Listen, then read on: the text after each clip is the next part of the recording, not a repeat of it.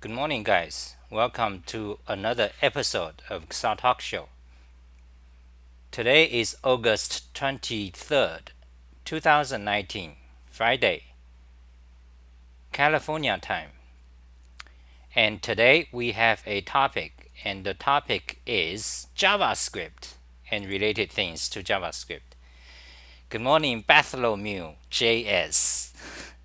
And good morning, Zitron Crazy. So that Bartholomew JS, that JS now stands for JavaScript. Okay, so Bartholomew says he's picking the topic about JavaScript. So I have JavaScript. We can do. I can go over JavaScript warts. You know that because JavaScript language has lots of problems in the core JavaScript language. Or I can go over JavaScript ES2015 features. Are you familiar with that? With those, Bartholomew and Zitron? JavaScript 2015. It's basically a complete new language.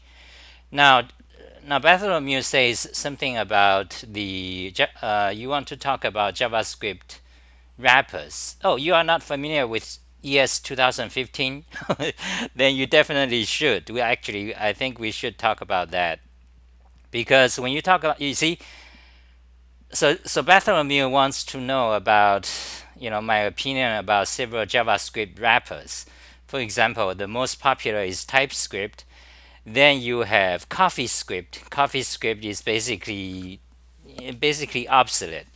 CoffeeScript was invented about 10 years ago, and it's basically a wrapper to JavaScript. So basically, it provides a complete new syntax of JavaScript, and it compares to JavaScript. So basically, it's kind of like a new language, but more or less, similar to JavaScript. It just provides a new syntax. So back then, 10 years ago, when 2015 is not there yet, because JavaScript is a very bad language, so this guy created CoffeeScript, you know basically it's like a new language. So people like that. It became very popular, highly, extremely popular. You either code in CoffeeScript, or you go back, code the plain old JavaScript. So let's see, COFFEE script. Let's have a look at their website. By the way, the author of CoffeeScript, there is a CoffeeScript mod for Emacs, and I think the author used my Emacs this tutorial to write a CoffeeScript mod for Emacs, and he gave me credit. So thank you, whoever. Let's see if I can find it. Xali Coffee Script Emacs. Okay, I have kind of acknowledgement.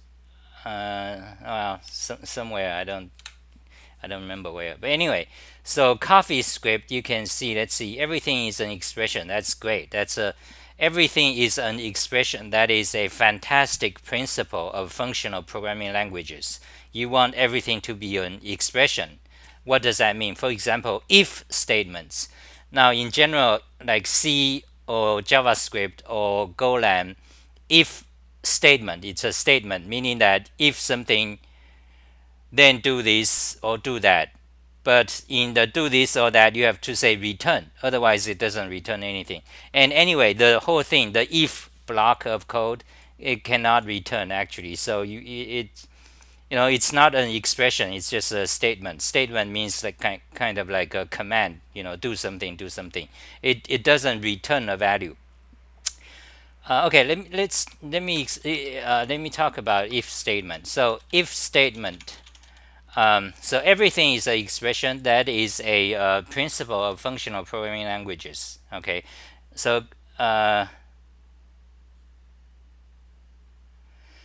okay, so yeah. So everything, every should I write it out? let me know. Should I, like, usually if I write it out, then the talk is gonna be kind of more coherent, because otherwise I, ramble around. But the disadvantage of writing it out is it takes longer because I have to copy and paste and type. Uh, Everything is an expression, a fundamental principle of functional programming languages. Okay, functional programming languages. Okay, that is a thing. For example, if statement typically, so in C, for example, you have this thing also available in JavaScript. Let me show you. JavaScript ternary expression. Okay, if expression. Okay, there. So normally when you say if, let's say if 3 is true or not. Okay, let's say well, okay, let's make it more intuitive. So constant x equals to 3, right? Let's see if I'm doing okay. So for example, constant equals to 3. So if you say if x equals to 3, then let's say print console log yes. Okay, yes. Otherwise, you can say else, else, then else console log no, for example. Okay, so that's a code. We run it. Oh, I need to save it. So xx dot today's date dot javascript. Okay, let's run it. It says yes. You see the answer is here. So that's a statement. Now it doesn't return a value. So what does that mean? So for example, let's say x equals to 3, then returns 3. Otherwise, return no. Okay, let's say, if you run this, it does. Let's say this. Okay, console log. Okay, then put the whole thing inside. It's not going to work. It's going to be syntax error because console log takes one argument, and that argument must be an expression. So what it so it's a statement. If statement. It's a statement. It's not a value you can return. So whenever you do want to do something, you have to, it's a programming language design issue. So if it is not a statement, you cannot kind of embed it in as part of other expressions. But however, C or C++, I don't know what's the origin, but this syntax, let me show you what this is syntax. So this syntax, condition question mark, condition question mark, true, false. Okay, so in C or C++ and JavaScript, in JavaScript you have this syntax. This is called ternary expression. Ternary means 3, meaning that it's an expression involving 3 things. It's a bad name anyway. But anyway, it's traditionally called ternary expression. Now this is exactly the same thing. Well, basically it's exactly the same thing as a if statement, except it is a expression. For example, to do the same thing, we can do. Let's hold on a second. Let's move this out. So that's a if statement, and let's say x equals to 3. If it is true, then return yes. Otherwise, return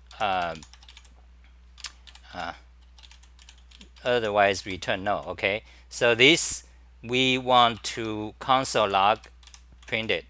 Okay. For example, comment this out and let's run it. You see, the answer is yes. You see, so this is the if expression. It's just like if statement, but it has a value. It's very useful. So in CoffeeScript, you notice how they say everything is an expression. So that's kind of a powerful construct. So that is one of the advantage of the semantic advantage of CoffeeScript over JavaScript. By the way, so JavaScript do have this if expression, but other things it doesn't have expression. For example, For example, console log is not an expression. Okay, console log doesn't return a thing. But in CoffeeScript it says okay, everything is expression. So CoffeeScript, basically the force, the power of CoffeeScript is that the essence, actually the people like it the most is because of the syntactic element in CoffeeScript. Let's see what is this. Okay, grade okay, else if, yeah, okay, so on the left side is CoffeeScript, on the right side is the JavaScript, traditional JavaScript. You see, JavaScript is, lots of cumbersome on the, but the CoffeeScript is very short, concise syntax. Now this is why CoffeeScript became hugely popular. I think it around started around 2007 or something like that. Uh, and because JavaScript is very bad, but however, everyone knows JavaScript is very bad. So starting with 2015, they created called ECMAScript 15, the standard. So basically, essentially, you have a complete new language. Okay. Now the syntax. Um, okay. Anyway, let me go. Let me tell you. So you have a complete. I mean, it's truly a complete new language. It contains like 20 more, lots of syntactic new features and not lots of new functions. Like whole, it is, um, the JavaScript 2000 ES 2015 spec tripled in size to the previous version. So let's go to JavaScript. Let me show you. Let's go to my JavaScript website. So I have this JavaScript in depth. You can search the web and you'll find the URL. And if you like it, buy my tutorial because I spent 2 years to write the whole thing every day. I study JavaScript in detail. I've read the JavaScript spec. 2000, starting with 2000. ECMA 262 edition 5.1. Then this ECMAScript 2015. I read the spec and 16 and 18. So anyway, if you like it, buy it from my website. Okay, there's a button there, or you can PayPal me to support my work. So JavaScript in depth. So 2000, yeah. So since 2015, they fixed all the major problems. There are still problems, but anyway, it's a big new complete change. Okay, now if we go over to, let's see, so here is a summary of 2015 features. You can see this link, and since 2015, every year they have a new spec. They decided every year they are going to have a new JavaScript spec, adding new features. So you have 2016, 2017, 2018. 2019 is already decided. I'm not sure when is it out. It must be out already, I think. Yeah, but 2016 to 19, they added, basically each year they add like one or two functions, something like that. One or two functions or some new change of syntax. So it's very small change. But the 2015 one, that is a huge, it's a new language.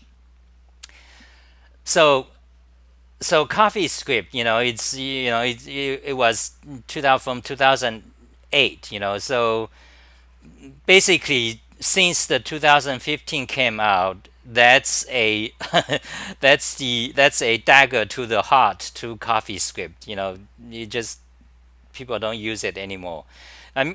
Okay, so because 2015, it's a part of the language. It's built in every browser. You don't need many of these things, improvements in CoffeeScript. You don't need it anymore. Okay, what about the other part? You see, CoffeeScript is very concise. It doesn't have the braces, the curly braces. In American, we call these braces. We have the parentheses braces or square brackets. That's an American term. I know in England or Europe, maybe in Germany, uh, they don't say that. They say, well, parentheses, you have round brackets. Square bracket is square brackets. Then these braces is called curly brackets. The United Kingdom, their way of speaking. Actually, that's more logical. Typically, American is more logical because the spelling, for example, you have color, while in Britain you have COLOUR, things like that.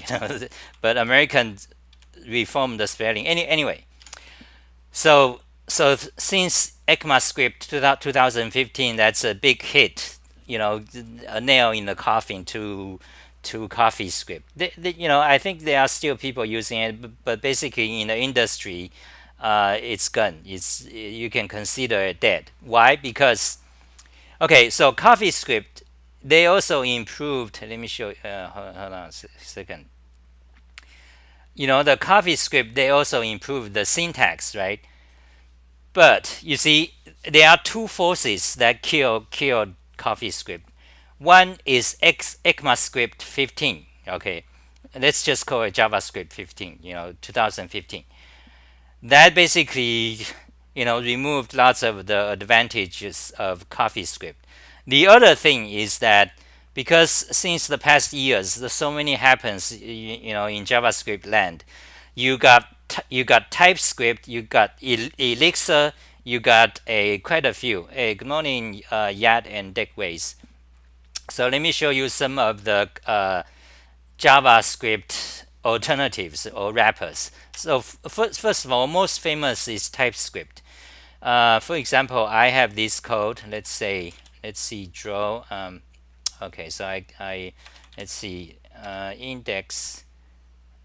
Okay, xali info draw xa draw and test. Okay, here index. Okay, and let's view this in Chrome. Okay, and this is my code to plot math functions. I wrote this, and it is written in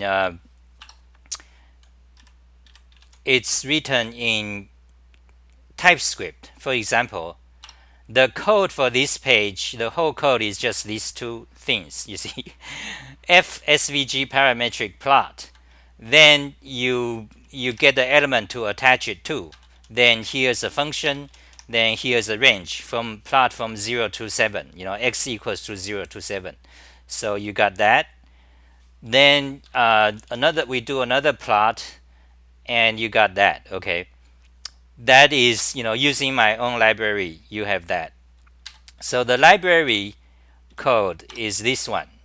So this file, it's 500 lines. This is my project. I want to. It's been stagnating for a long time. I need to finish this. So anyway, by the way, it's not using any libraries. Today you have tons of libraries. JavaScript land, you have 1,000 libraries, and usually you cannot trust their quality. And there's also D3, very famous, very popular D3 for all kind of graphics in on the web. But anyway, I write in my own because I like it, because I'm into, I know the math visualization. That's my thing. So anyway, this is written in TypeScript, and you can see, for example, here I define a range function. Now I define a range function. So this is using an arrow function. Well, you have to know ES2015. Okay, so if you don't know, I go over ES15 features. Okay, but anyway, TypeScript is a wrapper. It's a wrapper to JavaScript, but the main thing about TypeScript is that they added a type system, where every variable you can declare a type. So once you have that, it eliminates many programming errors because the type will match. Before you run the program, you compare it to JavaScript, it will find any type mismatch errors. So that is actually a great help, especially in a team, a large project. So TypeScript is actually the most popular today. So TypeScript, you can see, this, for example, this. So I have a arrow function here. Now this is the arrow function. Now this is the parameter part of the arrow function, and this is the body part of the function. You see there's an arrow. So this is how you define a function, arrow function. You can see I explain it here. That part is JavaScript 2015. But however, look at the parameter declaration. You see I have 4 parameters: minimum, maximum, delta. Okay, and then you have this thing number. Then you have this thing number. Those, this colon number thing, that's from TypeScript. You see, so if you run this in JavaScript, it's a syntax error. You see, because JavaScript doesn't have this colon number thing. This is added by this is from TypeScript. So this means this parameter or argument is going to be of a type number. So if you call range, and if you by mistake you give it something not number, it will complain before it compiles. So this range function basically just generates an array. It's like a Python's range function. It just generates an array of certain length, from 7 to 100, for example.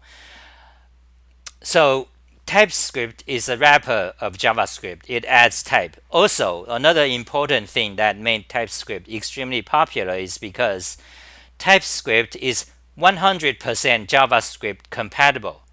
That means you take any JavaScript, and it is also TypeScript already. You don't have to do anything. It's already TypeScript. So you can start to add so-called type annotations, if you want to. So you can take a project, let's say 1 million lines. You can start to use TypeScript. Then all you have to do is you just start to add these type annotations gradually. You don't have to. So it's not like switching to a new language where you have to rewrite, start over. So this 100% compatibility with JavaScript, kind of strictly mother set. How they say that, superset. It's a superset of JavaScript. So this makes TypeScript very popular because it's extremely adaptable. You can switch your projects to begin to use TypeScript. So TypeScript today is the primary choice for industry, coding in the industry. It's not the only choice, of course, because over the past 10 years, there's so many, and some failed. Let me show you some examples. Okay, TypeScript. Here are some other languages.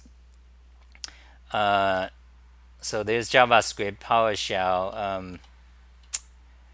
Okay, let me show you. Julia, CoffeeScript. CoffeeScript began in 2009. Okay, yeah.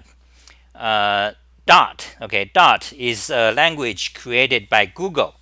Now, back then, around 2009 or 2010, everyone is thinking, we need to fix JavaScript. JavaScript, because this is around 2009. Apple just created iPhone, just starting to become very popular, and Android, Google also want to get into the into the money bag. Google created Android. Phone is becoming extremely popular because everyone uses a phone. Most people are not computer nerds. They don't want to have a laptop. They have no idea what's a browser. Like Google did a survey on YouTube. They go to the street, ask people, do you know what's a browser? And people don't know. However, they do use the web. They say, oh, is that the E icon? That's a browser. So to us, sometimes we have misconceptions because the vast majority of people, They don't even know what's a browser, but they do. Now everyone has a phone. They still don't know what's a browser. They don't even know what's an app. They just know, push buttons, push this to call someone. That's what they know. Most people are like that. Okay, so especially talking to those of you Emacs users, thinking, oh, you should, that most people don't know. Not, they are not programmers. That's normal. That's because, anyway. So 2009 is the time when the phone, become popular. Everyone needs to get a phone. So Google created Android, and yeah, and so meanwhile, this also means JavaScript became extremely popular. Before 2010, in 2000, JavaScript nobody wants it. Or any programmer think it's kiddies language, the worst possible. So 2009, phone became on the scene. Phone is of course web, so JavaScript is big part of the web, so it becomes very popular. And also, Node.js got created. So Node.js, which is you can write servers with JavaScript. So it becomes hugely popular. It's like it's all of a sudden JavaScript. In fact, today you can say JavaScript is the number one most popular language. I mean, depending on how you count, you can count the number of libraries. In many ways, JavaScript is number one. More than C plus plus Java. Okay, but depending on how you count. But basically, you can say it's one of the top five. You have C plus plus, Java, PHP, JavaScript. Okay, basically those. And you might consider Python. Top five most popular languages. But JavaScript has a lot of problems, so people need to fix it. So CoffeeScript in 2009 is a solution. Then 2011, Google created Dart. Google also wants to fix JavaScript. So what is Dart like? Dart is like turning JavaScript into Java, both in syntax and both in semantics. That's one sentence description of Dart. It's basically like Java. Google wants to turn everything into Java. I don't like it at all. I don't like it. And also Dart basically failed. Nobody used it. I mean, there are still people, use Dart, but basically it failed. Nobody is using it. Now, TypeScript, invented in 2012. But by the way, Dart is a complete new language. It's not 100% it's not compatible with JavaScript at all. It's kind of, in that respect, it's like CoffeeScript. All the syntax is different. You have to compile it, then it generates JavaScript. You cannot, for example, begin with a JavaScript project and maybe change a little bit. No, you cannot do that. You have to start all over. So Dart. And it failed, and now we can look at some of the backstabbing and the politics. Google at one time, the Dart people, they are trying to get browsers to incorporate Dart into in the browser engine, because if this happens, then Dart will become very popular, or even take over JavaScript. But nobody wants to. Google, they talk to the Apple people, Microsoft, Apple, Mozilla. Hey, can we have a, hey, great, I love your browsers. Can we start to put Dart engine in the your browser? No, nobody wants to. Google, the evil. Yeah, 2011, that's when Google is about to, all sort of evil happening with Google, and they said no. And Dart nobody uses. Okay. Then TypeScript 2012 from Microsoft. Now TypeScript did it right because they have one thing: 100% compatibility with JavaScript.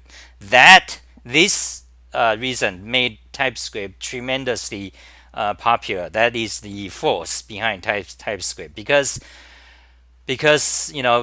that's one of the reality when everyone, as a programmer, you may think, oh, let's just rewrite the whole thing. I'm going to rewrite the whole software.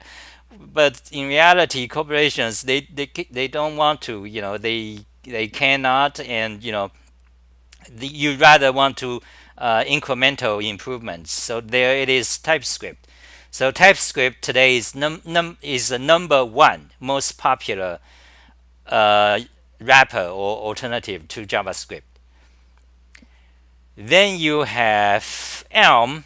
Okay, Elm is another thing like alternative to JavaScript I haven't used, which is like Elm is a functional programming language for declaratively creating web browser based graphical user interface. Okay, so anyway, Elm. Elm began from a PhD thesis in 2012 by this guy. I never tried it. I never studied it, so I don't actually know much about it. But all I know is that it's like a functional language. Very. I would like it if I have time to study it because it's functional. I love functional programming. Elm. Uh, it's popular in some niche areas, in some niche basically functional, like Haskell people, they, so Elm. But I mean, if you're talking about industry, TypeScript is the basically the it's almost the only one. So there's Elm. Okay, and there's also Hex. I never used either, but anyway, it compiles to many languages. I don't know much about it, Hex. And it's been around for a long time. It's been around since I don't know when. Uh, then you have Elixir. Okay, Elixir is what? Okay, Elixir is basically turning Erlang into JavaScript. Erlang is this functional programming language which has been around for like 20 years, and so I don't know Erlang, and I haven't looked into Elixir neither. But again, it's niche. Okay, it's kind of niche. Like Haskell. Yeah, there are some companies using it, but in general, no. So Elixir, Helm, these two are kind of among the hackers, they are kind of have some popularity. Elm and Elixir, and there is PureScript. Okay, let me show you PureScript. There it is, PureScript. Okay, so let me write it out. Um, so I write it out so that we get if statement versus if expression. Okay, so that's the thing. And JavaScript alternatives. Okay, we talk about dot TypeScript, Elixir, Elm, and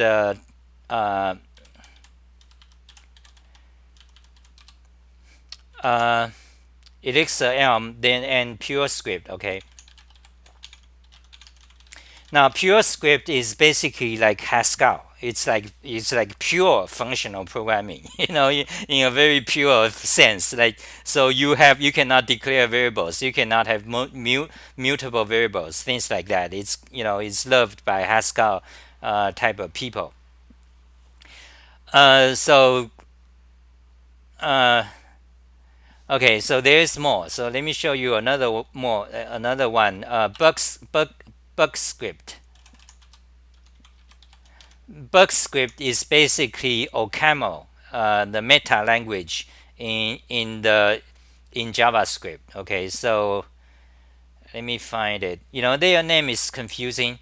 Now, Bugscript is the one I'm into. Among these, for example, TypeScript I use because it is the mainstream. It is the mainstream. I'm using TypeScript.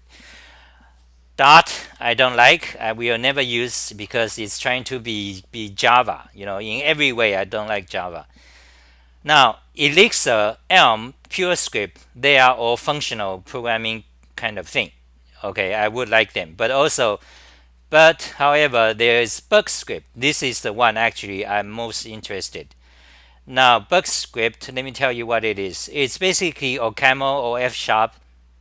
As I mentioned before, in the beginning you have ML, a language called ML. It's called meta language.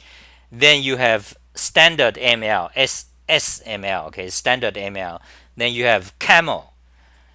Then you have OCaml. Then you have F sharp.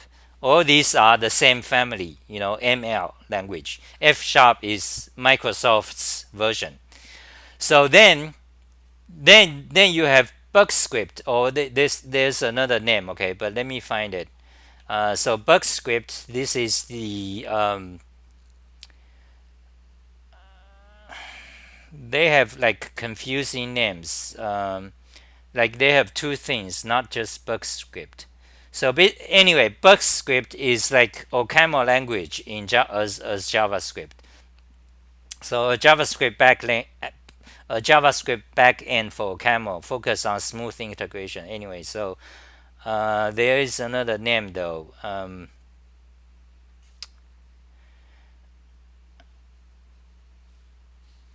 Uh, okay, let me. There's another better one. So let me try to find it. JavaScript OCaml. Okay, OCaml JavaScript. It's created by Facebook. It's Reason. Okay, Reason is the one. Or Reason script. Okay. Uh, ReasonML. Yeah, they call it ReasonML. Okay, and now BuckScript is somewhat related to them, but anyway, so let me put this.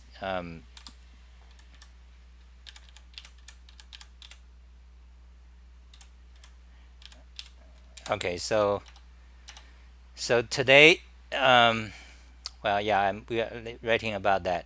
So JavaScript alternative. So ReasonML. Okay, let's look at the ReasonML. Let's view it in Chrome. Now ReasonML is basically OCaml, but however they change. Basically, they take the OCaml semantics. OCaml is a functional programming language, just like Haskell, but it's not as strict as Haskell, so it's actually more practical. That is why Microsoft chose OCaml.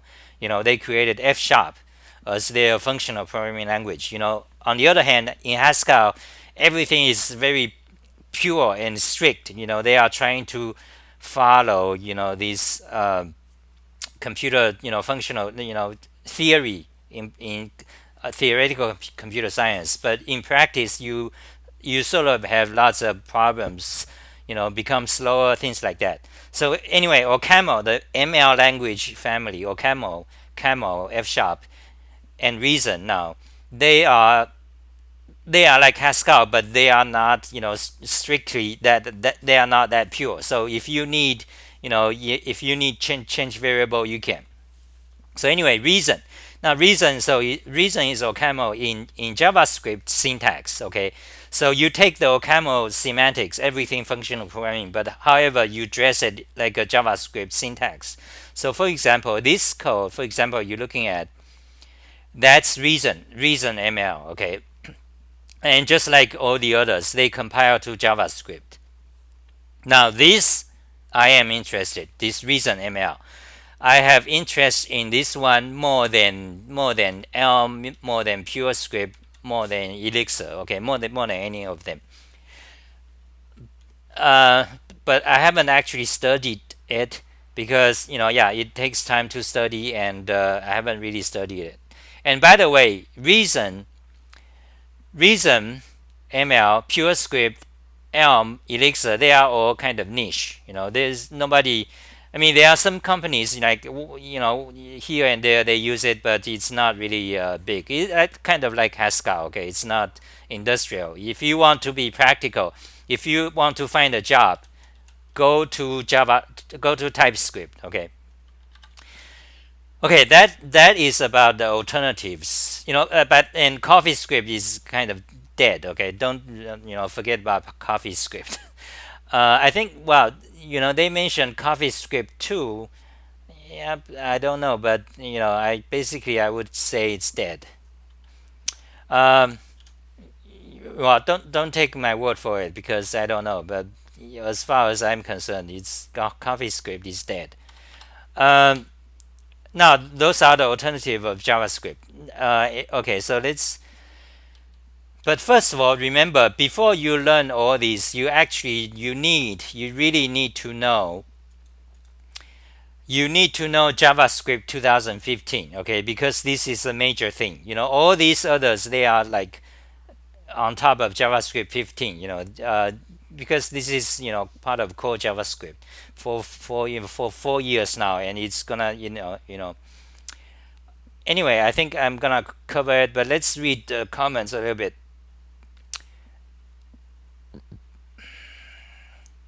YouTube dashboard. Okay, 7 people watching. So good morning. So Kotlin is a best wrapper. It wraps all types to have a nullable, and there is also a type any, which I have been seeing like that. You know, yeah. Okay, Kotlin. JK. Oh, joking. Okay.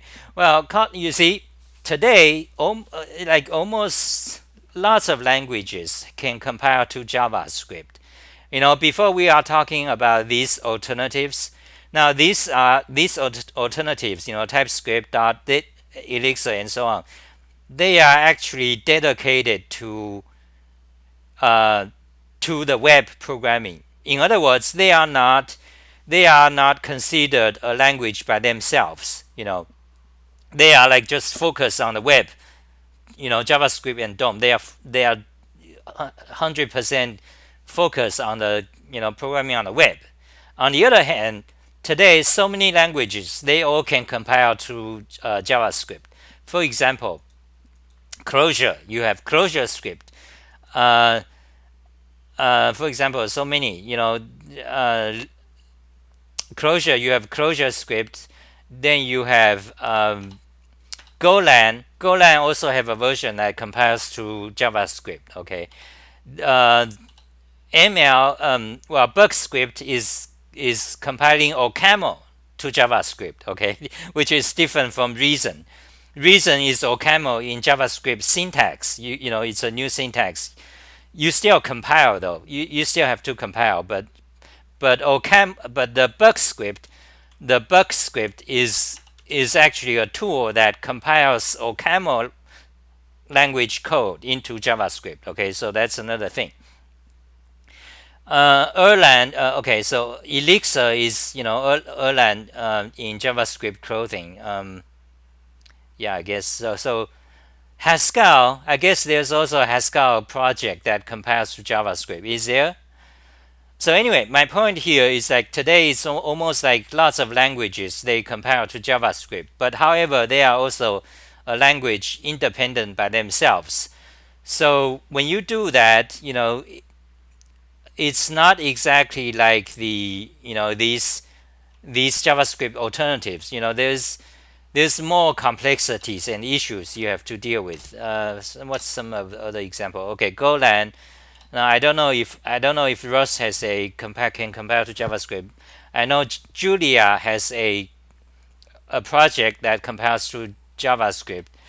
So almost like every language now, you can compare to JavaScript, but we are not counting them there because we don't count them here because then it's every language. And also they are in different levels of maturity. Also, I mean, a lot of complexities comes in actually. So if you really, so you rather consider these, we talk about these alternative first before you get into the others. And also JavaScript landscape is changing all the time. You have this ASM.js, which is Mint. It's the thinking is that JavaScript ASM.js is kind of a subset of JavaScript. So the thinking is that in the future we don't code JavaScript anymore. Like anyone can code any language they like. They all compile to ASM.js, which you consider it as a assembly of the web, assembly language for the web. ASM.js is kind of like a subset of JavaScript, a very fast, low level, so it can compile fast, low level subset of JavaScript. So you write whatever language you like, you compile to ASM.js. And today you have lots of games, like hardcore games, like I don't know the old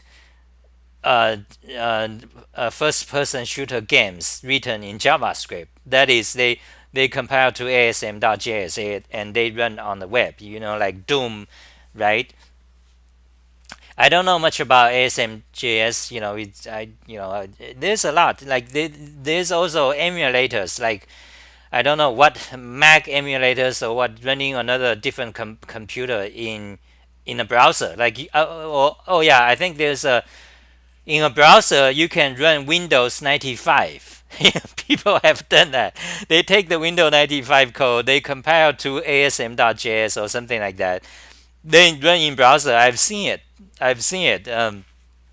So it's lots of things are going on. So anyway, so let's see. So Bethlehem says reason reminds me of the Mac doll.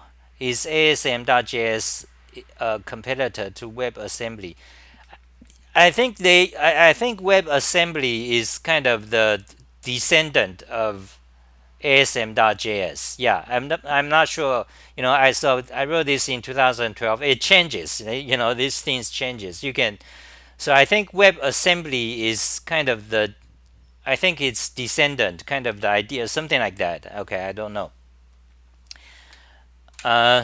Yeah, so that's if you are in the JavaScript community, there are a lot of people know this a lot more, and every day they are talking about, oh, this is the future. But but if you are not in that community, it's like far ahead. Like a lot of people haven't studied ES 2015 yet. So many things are going on, changing and stuff. So for example, I don't know nothing about what's going on there. It's it's bleeding edge. So let me get a drink then. Let's talk about. Let's give a summary of the 2015 features. Okay, what's up? Any questions? Anything new? Any opinions? Post it. Okay. So good morning, Yad. Good morning. Good afternoon. Good evening. Deckways. Deckways. Where you from again? What country and city or city?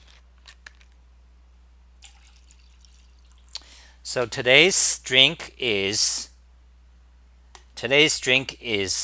cranberry plus Concord grape plus energy drink, sugar free.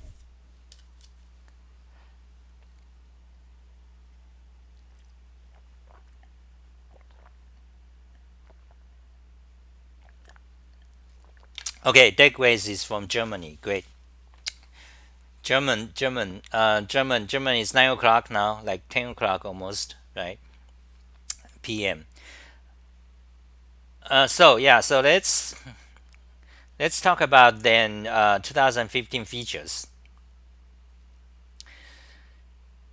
Okay, yeah. Well, this is more serious topic, because generally in the tech talk like we did before, that's easy going. I can just ramble. This is gonna be more more work, and then you have to be you have to know the stuff, and you have to be correct, and anyway. So there's a anxiety anyway. 2015. So anyway, if you want to code JavaScript, yeah, you can consider all these alternatives, but the most important thing is this. You gotta know this well. Okay, JavaScript 2015, this is like the fundamentals, the core, the foundation. Okay, like all these other things, Elm, PureScript, ReasonML, they are fancy, they are dramatic. Everyone is talking about it online. Oh, TypeScript, the elixir. Oh yeah, it changes the world. But actually, no, stick. You before you talk about those, got know 2015 very well. Okay, this is the foundation. But also, and also, by the way, if you know this well, you may not want to use any of those others because and also if you code TypeScript, then absolutely you need to know 2015 JavaScript, 2015, because TypeScript is a wrapper, so it's based on JS 2015. Um, one more thing, is there one more thing I want to say about those? No, I guess not. Yeah, okay. Yeah, one more thing. One more thing is that when you actually code JavaScript, you code web applications, fancy web applications. JavaScript language is one thing, but actually the most important thing is DOM.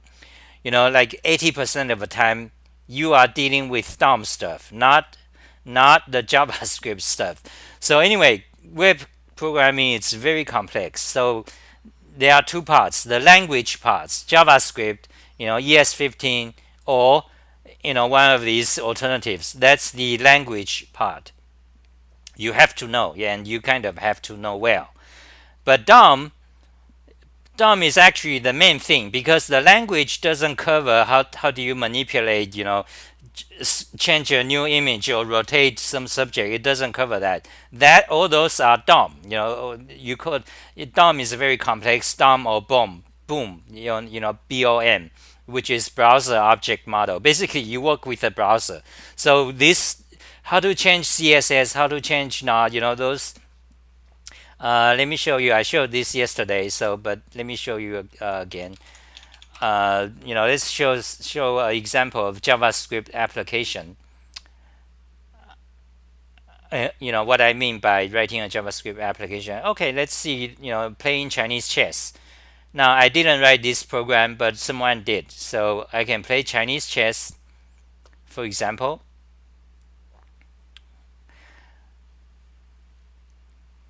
And it's written in JavaScript. Okay, this is taking too long. Let's change the time to 1 second. Okay, so let's get them going.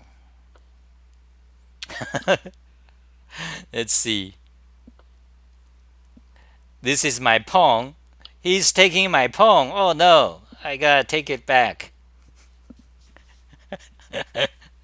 Oh, my chariot is gone.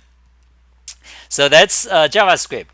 So you can look at the code. For example, you look at this JavaScript. I didn't write this. Okay, someone else did, and it's written before JavaScript ES 2015. So the code is very ugly. This is the code. Okay, writing a chess. This is JavaScript. Let's see.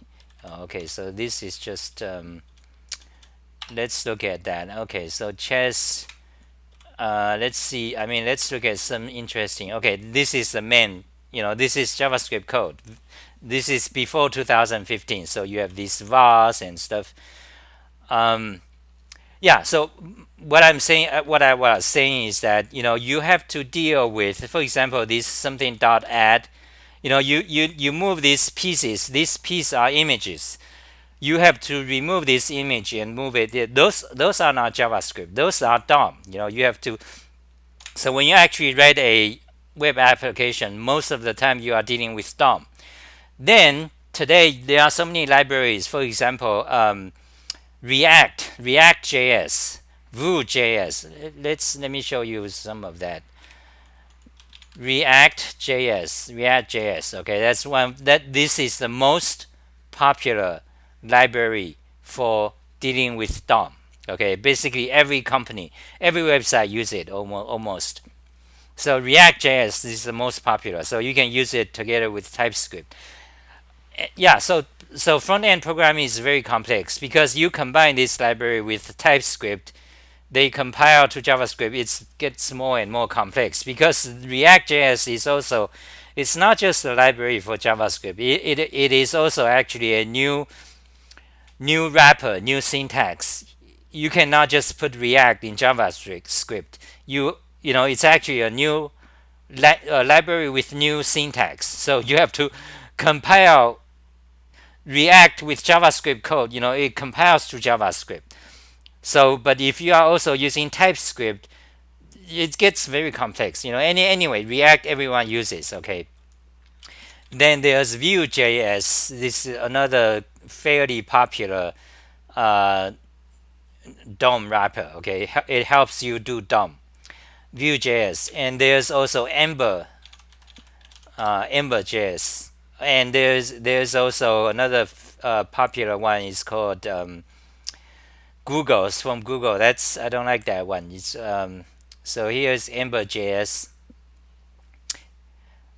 Uh, all these are helping you do the DOM. You know, I don't know any of them. I know a little bit React, but I don't use it. My code is all pure standard technology. You know, pure JavaScript, ES2015, and all this pure thing build in the browser without any library. So let me. I want to show you a library. For example, this one. So this one I wrote, it convert your characters to these run characters. So select all something, you know, convert English, Latin, alphabet into run. Run is this Asian kind of old, language. So you can convert to several type of run. So all these interactions, that's DOM. Okay, that's even if you are a master of JavaScript, you wouldn't be able to write. You wouldn't be able to begin writing this because this is about the browser DOM stuff. So DOM is actually almost like 80% of what you need to do. So here's my DOM tutorial. You can if you want to do that DOM. So let's go back to the JavaScript. Let's go over the ES 2015 features.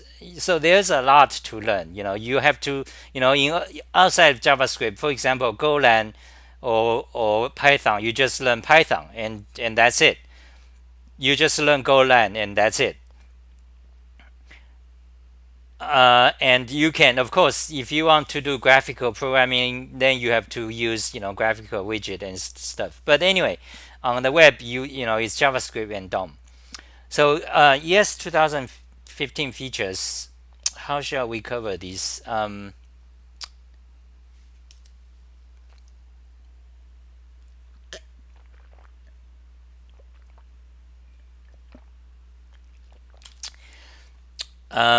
wondering what should we cover? Okay, so I think I'm going through an introduction or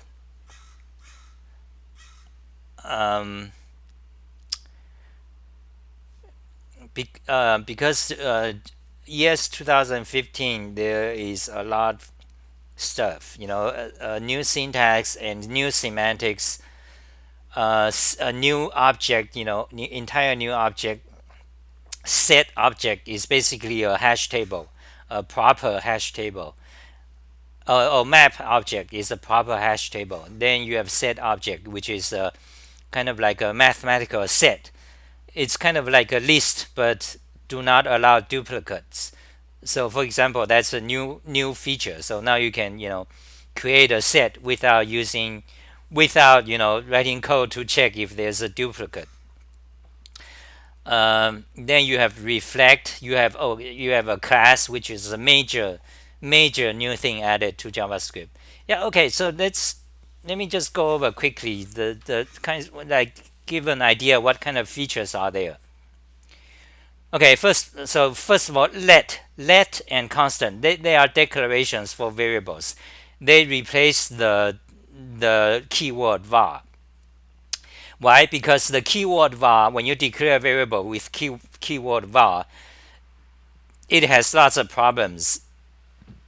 It has scope problems.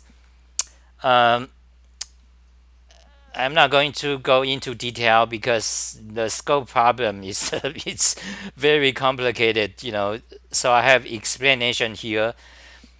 The var declaration, the var keyword, it has what's called name hoisting, meaning that if you have var somewhere down below, it will actually move it up. It will function as if it's on top of your code. In other words, when you declare var x something, you can use the x before var. However, the value is not set to x.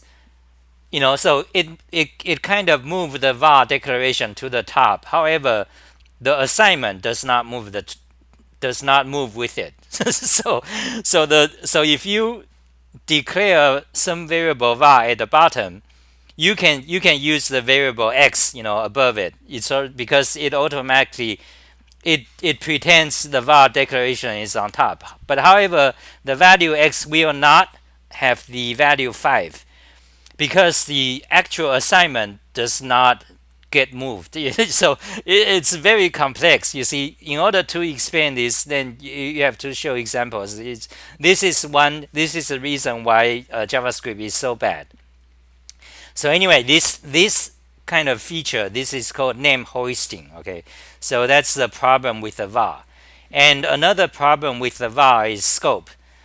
It has what's called functional scope. It's very bad. Okay, so anyway, that is why in ES 2015 they introduced let. Let is just like a keyword var declaration in other languages. It doesn't have the name hosting thing, and it doesn't have the functional scope complexity. It's just like, the scope is whatever the braces, the curly brackets, that's a scope. So anyway, let, it's for declaring a variable. And JavaScript introduced constant, it's like let exactly, except once you declare something with constant, const, you cannot change the value later on. If you change, it's a compiler error. That is all. Otherwise, it's exactly like let. So these two are very useful. Everyone uses. So ES 2015 introduced arrow function. So arrow function looks like that. It's kind of a new syntax for function. So let me show you. Okay, I think I may not be able to cover the whole because this is the whole language. So maybe I'll just cover some of them. So anyone, what's your opinion and stuff? Say something, okay? Yeah. So people say hi and hi JI or is it JL? Hi JIG. Say hi. Keep the comment coming. So questions, opinions. So we can I got more enthusiasm for where we or direction where we are going, because otherwise I don't know. Sugar free is hassle free. Yeah, so we were talking about, okay, so let's explain arrow function. So arrow function. So before arrow function, when you declare a function, you define it like that. Function, okay, function that, okay, let's say function ff. Then let's say a parameter x, and you return x plus 1. Okay, that's how you define a function. Okay, then you can call it ff3. Okay, let's run it. So the answer is 4. You can see in this panel. So that's how you define function in JavaScript. But however, there are quite a lot warts with function function in JavaScript. Quite a lot. It will take half an hour to explain them. Very, very complex. For example, the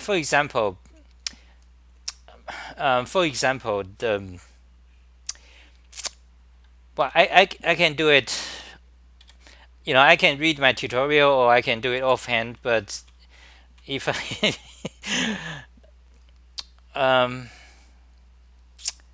I like making websites with pure HTML, CSS. Okay, that's great. I'm also already familiar with ECMA 2015. So, okay, so great, fantastic. Okay, fantastic. So, so function, function in JavaScript has a lot of problems. Let's put some examples. Uh, Lots problems. Okay, let's go to my talk page. Function in JavaScript has lots of problems. Okay, for example, let's name some of the examples. Function expression versus function definition. Okay, and the argument object and the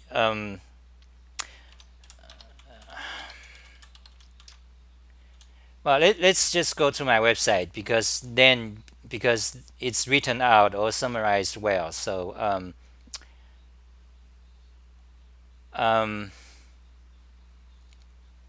define a function versus param function. Yeah, function declaration versus expression. This nobody, very few people in the world, like one, let's say 10,000 people actually understand this well. 10,000 people in the world. Let's not be too. Let's say 100,000 people understand this. No, So what happens is that you can declare a function like that, and a function in JavaScript is also a value. So when you say function f something, so it's an expression. It has a value. The value is a function. It represents this function. So therefore, you can also assign it to a variable like this. Constant or let f equals to some function.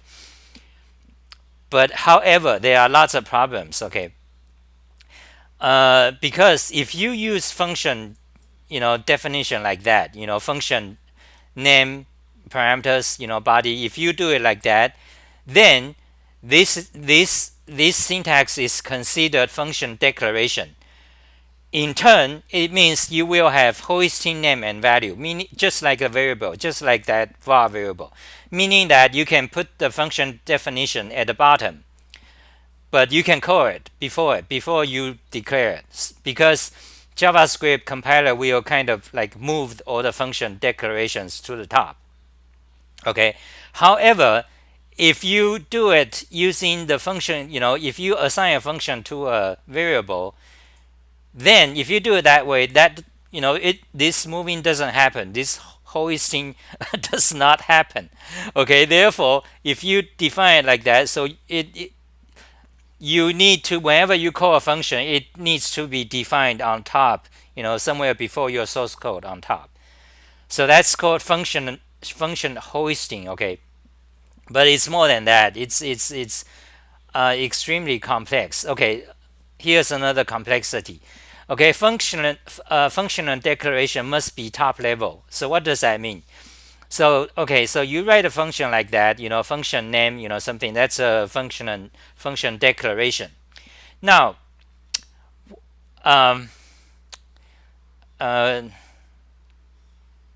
yeah, now look at this expression. Okay, look at this expression.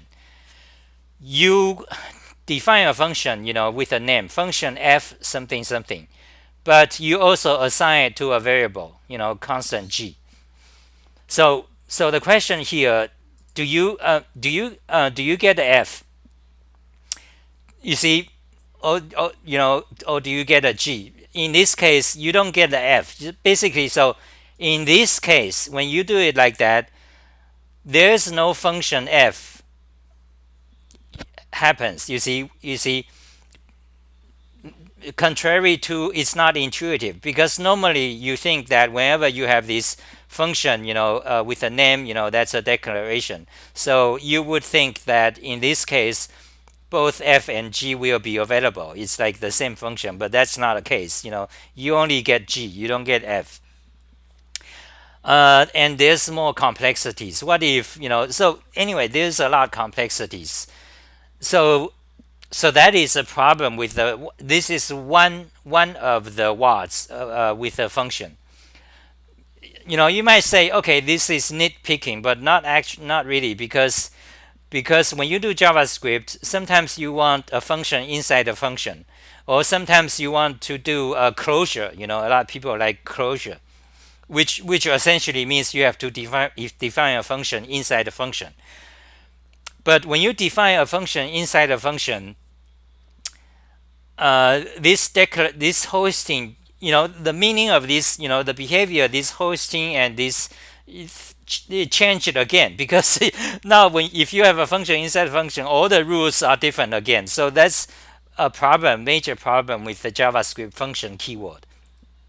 And that's not only one. The other one is the other problem is the argument object. Okay, a JavaScript function, technically you do not have to declare any variables. For example, when you have a function with arguments, like function x returns x plus 1, you do not have to you do not have to declare the variable. So what do you do? For example, I can say this. Okay, return return argument. Okay, argument. Okay, okay, I guess I have to type it out. Argument. Okay, so return arguments 0. Okay, so let's try that. So this function is supposed to return the argument plus 1. So let's run it. It works, you see. So technically, you do not have to actually to define and to declare any parameters of the function, because you have this kind of the magical variable called magical object called arguments, which can be used only inside function's body. And this magical arguments object is a array. So that's how you do it. So that's another problem, because and another problem is that it's actually not an array, because in JavaScript you don't have true array. So the argument object is actually so-called array-like object. Now, array-like thing is another big words in JavaScript. It's gonna take half an hour to explain.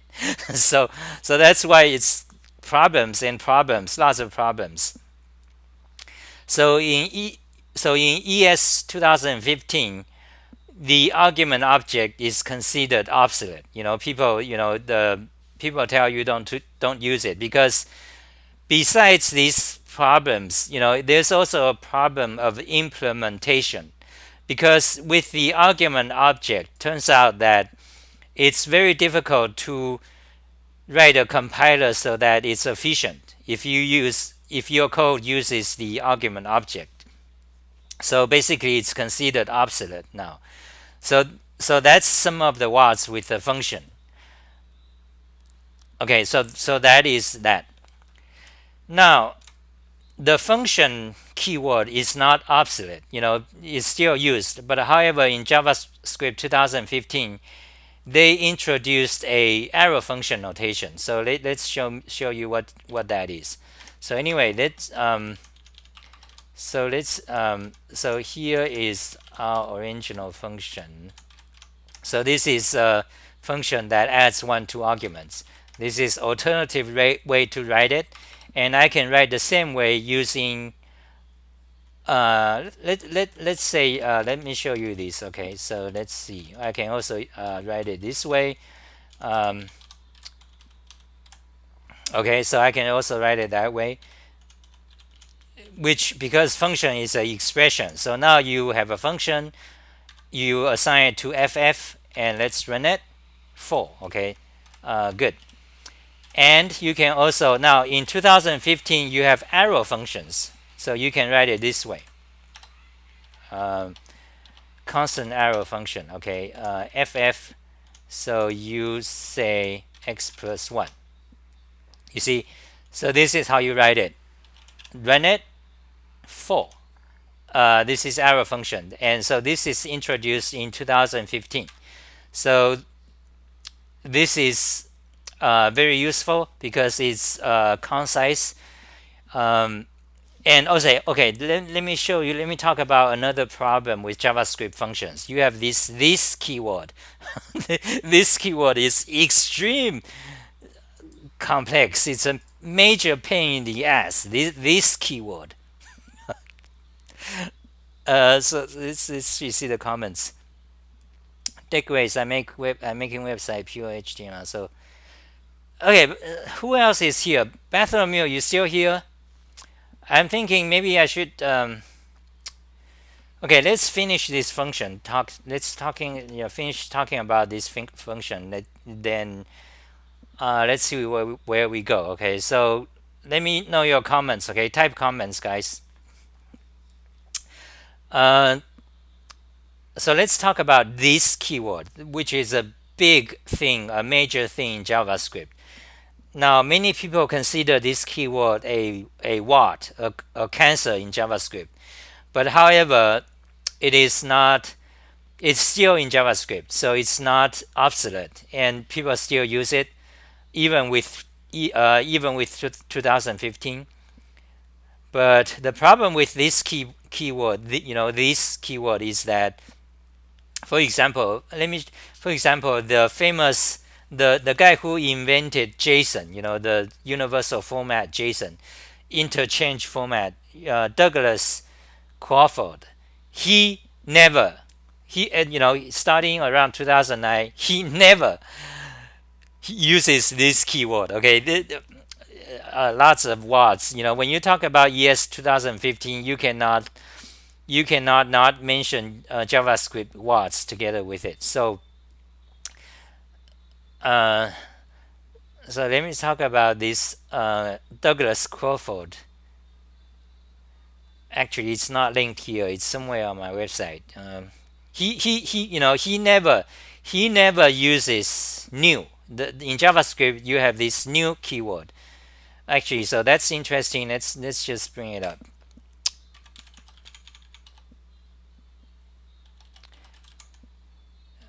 Douglascraw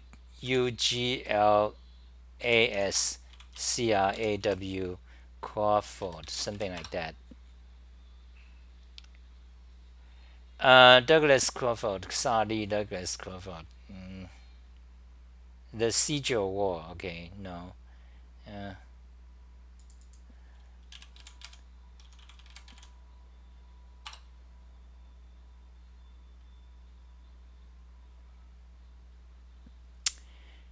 What's his name?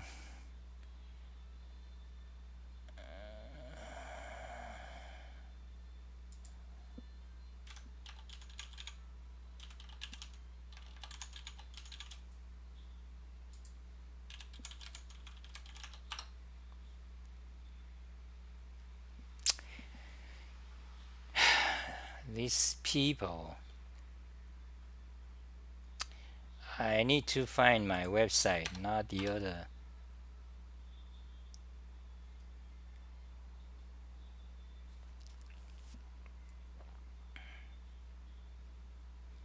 Okay, it's not coming up. So let's just go to my JavaScript website. Search for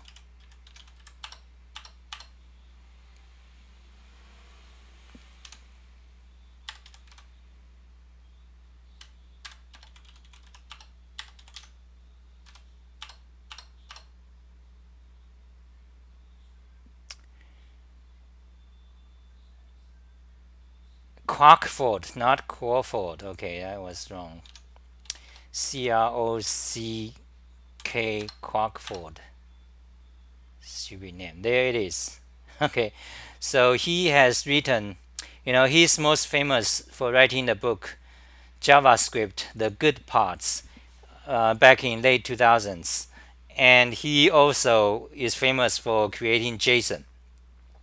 So he stopped using this keyword. In his code, you never see this keyword. And also, he stopped using the keyword new for good reasons. I never use them either. So usually, to most people, and especially industrial coders, they are still using new and this, every day. That's no good.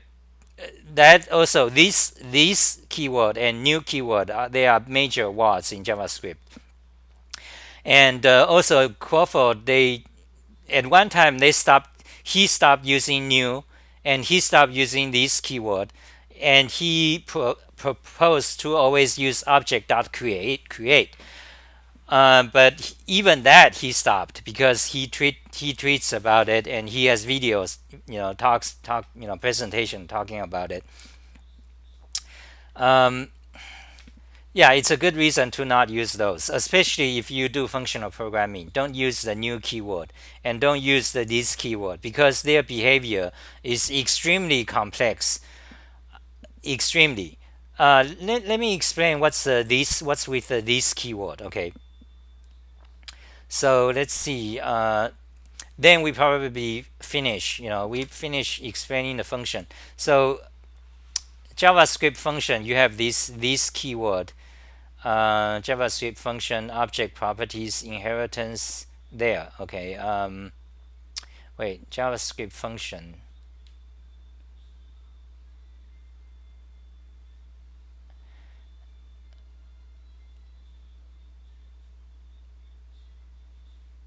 Okay, here. This binding. So what is the purpose of this binding? In JavaScript, you have the keyword, this. So in JavaScript, every function you define with the let's go back to the code. Okay, so you see here we define several functions. Now you see we define function with the keyword function. Okay, any function defined by the keyword function, they have a concept. They have a concept called this key binding. So what does that mean? Basically, that means when you call a function, typically, normally when you call a function, you pass the parameters as arguments, right? You declare parameters, and when you call it, you give arguments. Then basically the arguments determines what's the output, the result of the function. But however, in JavaScript, there is this magical thing called this binding. Basically, it is designed so that when you call a function, there is one value that's not part of the arguments. So there is a magical value called this. So when you call a function, you don't have to explicitly. So when a function is called, there's a magical value called this binding. That is not in the arguments. Why? So what is the purpose of this? Why do you have this magical value, this binding? Why don't you make it part of the argument? Because this binding is so that the function can find out, via this binding, it can find out, it can have a object. It basically, it has a object associated with this function, and it may do something with that object, without being a explicit argument. So in a similar way, it's kind of like in Python, you also have that. When you define Python, when you have a class or a class or object, the first argument, when you define a method, the first argument is this. So it's similar to that. But in JavaScript, it's like hidden. So that's what it means. So anyway, the world would be a better place if Brandon Ike used common list for new instance creating JavaScript. Yeah. So anyway, so let me read. So in JavaScript, when a function is called, it has a associated value called this binding. That's right.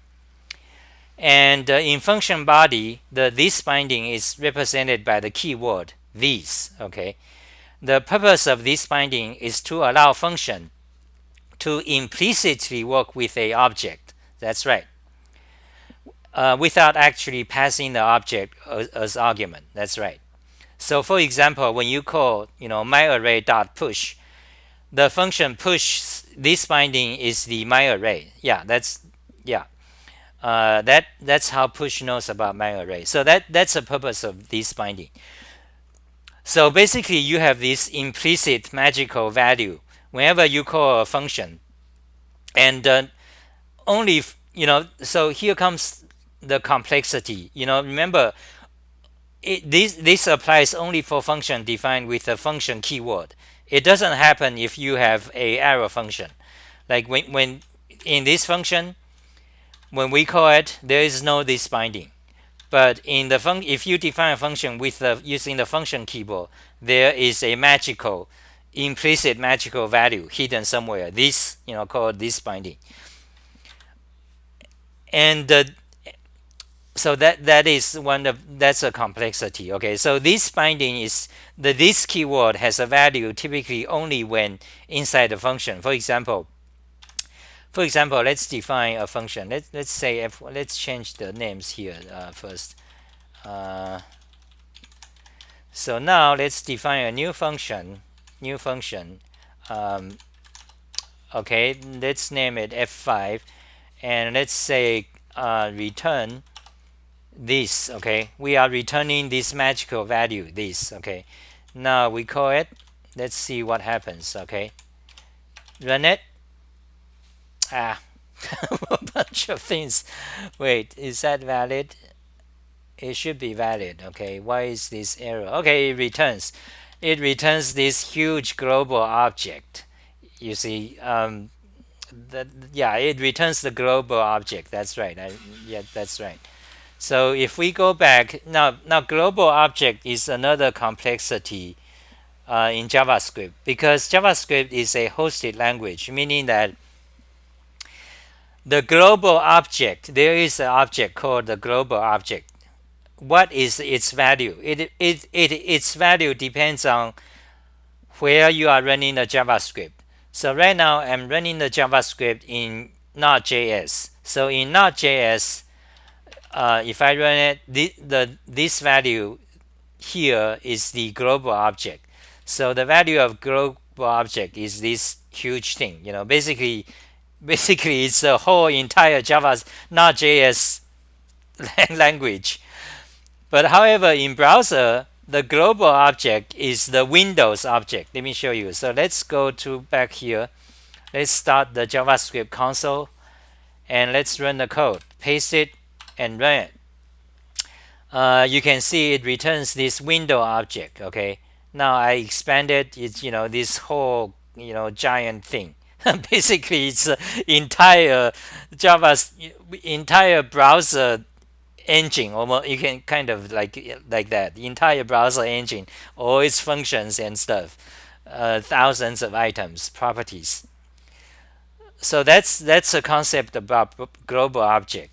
Why are we talking about that? Because when you call a function that is defined with a function keyword, you have the concept of this binding represented by the keyword this.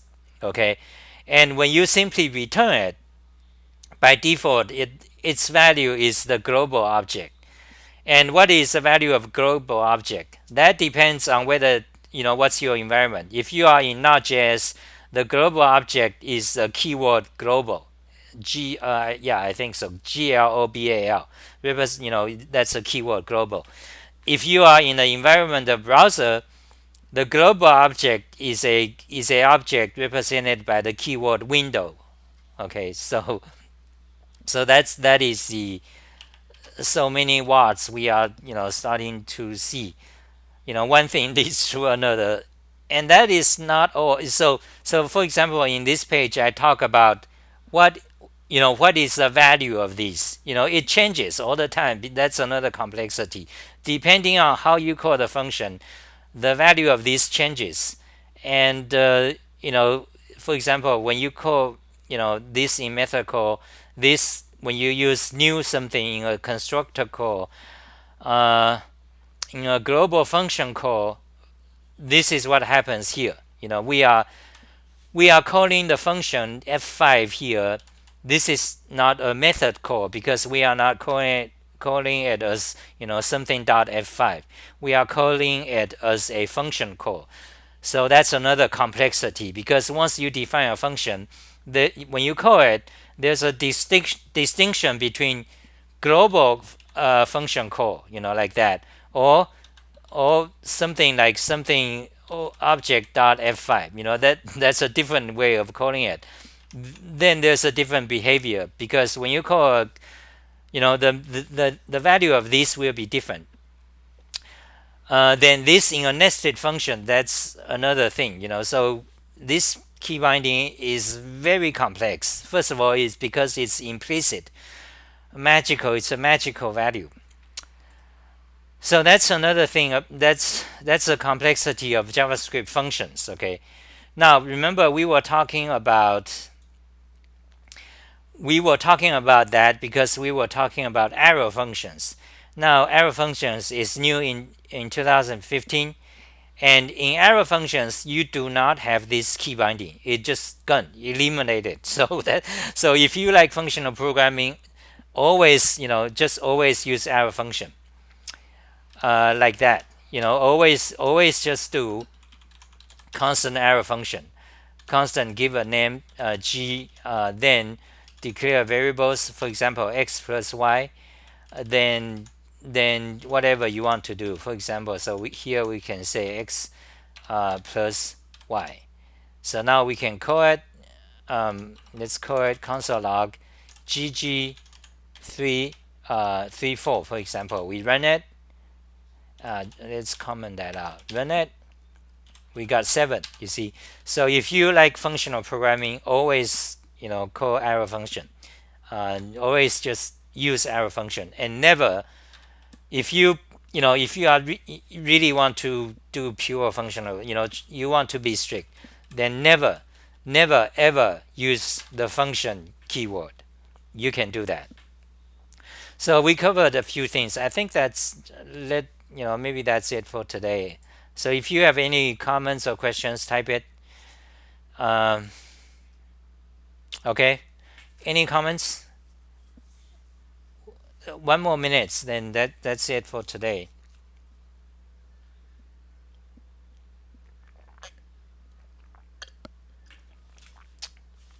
So deckways. You already know JavaScript. Now common Lisp is actually not a good choice because hey Benjamin, I haven't. Okay, so good morning. Common Lisp is not a good choice because common Lisp is another major warts. For example, I have a collection of articles, the famous programmers on how common Lisp sucks. You got something from Guy Steele, which basically he created Scheme Lisp, and he's also part of the Java team. He on the committee of Java. And we have Richard Gabriel. He began the XEmacs, the Lucid Emacs Inc., which is AI running on Lisp machines. Basically, he began, as we know today, XEmacs died out. Anyway, he also commented, and Paul Graham, he also commented, Common Lisp is bad. It's a cancer. Daniel Weinreb, he died in 2007 or so, 2012. Wait, he died in 2012. Yeah. He also got common problem with Common Lisp. Some of the famous people.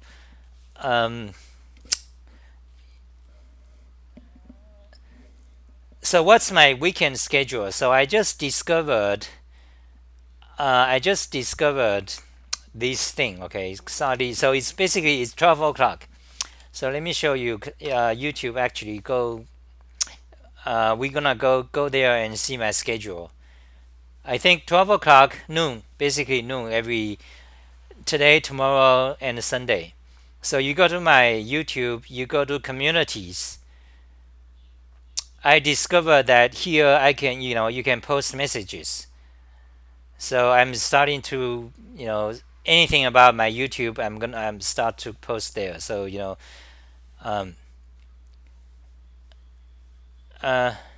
So that's it for today. Thank you guys for watching.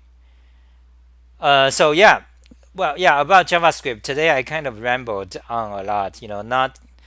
Not very efficient talk about ES15.